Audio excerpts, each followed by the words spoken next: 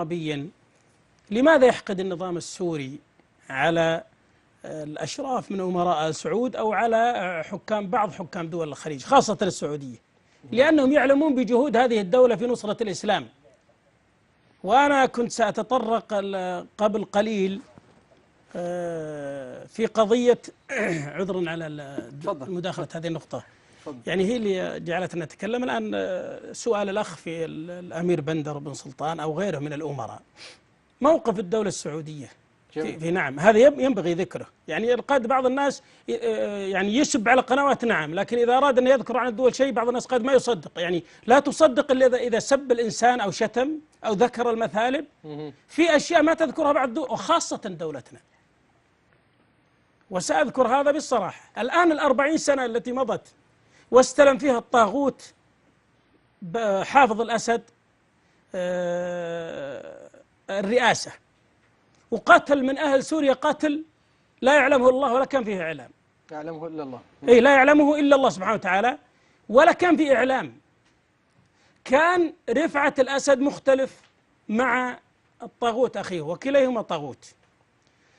كان رفعة الأسد، أنا هذه لمحة عن النظام السابق وما كان يفعل، يأخذ معه الشبيحة الآن الموجودين، ولكن ما كان اسمهم الشبيح، فرق مدري إيش لهم اسم بالعشرات، فيدخلون على بعض البيوتات السورية ويضربونهم وهم عزل بالنيران، ويأخذون بعض إذا ذكر له بنت في مكان سحبها وزن بها، ويفعل الأفاعيل.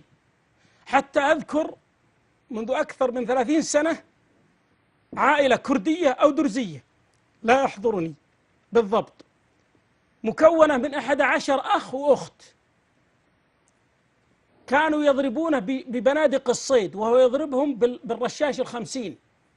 11 أخ في بيتهم منزلهم، وقاتلوا حتى قتل 11 شخص، ثم أراد أن يأخذ البنت فانتحرت وقتلت نفسها. هذا رفعة الأسد. رفعة الأسد كان يريد أن يقضي على الحجاب قبل 30 سنة، أي محجبة تخرج يقتلها. فكان للدولة السعودية اليد البيضاء التي لم تنشر على الإعلام، ولم تنشرها السعودية ولا ينشرها غيرها. كان للملك عبد الله حفظه الله خادم الحرمين الشريفين أيادي بيضاء، كان ولي عهد، إن كان ولي العهد حين ذاك، وكانت له أيادي بيضاء في الذهاب وإرسال المراسيل من عنده ودفع المال، شوف لاحظ، والقيام بأشياء جبارة لوقف هذا الطاغوت، حتى تم بجهده حفظه الله ومد في عمره على طاعته ومتعه بالصحة والعافية، بجهده وجهود بعض إخوانه بإخراج هذا الخبيث، التوافق وإخراجه من سوريا.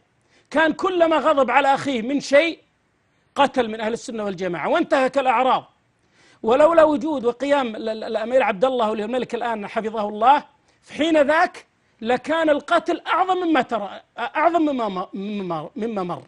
وهناك أيضا شهادات أخرى سأتطرق إليها فيما بعد. لذلك ليس غريبا على هذا الخانع الصغير الذي مسك مأسور الأخ هذا وقال له أنت تأتي بالأموال من بندر بن سلطان، لأني وجدتها في موقع لقناة المنار وغيرها اتهام. لماذا؟ لأنه مقتضي من هذه الدولة ولقيام جهودهم الدفاع عن إخوانهم والتحرك، وليس كل ما يعلم يقال. يعني بعض الناس يلومون لماذا لا تتحرك السعودية الآن ويتحرك الخليج؟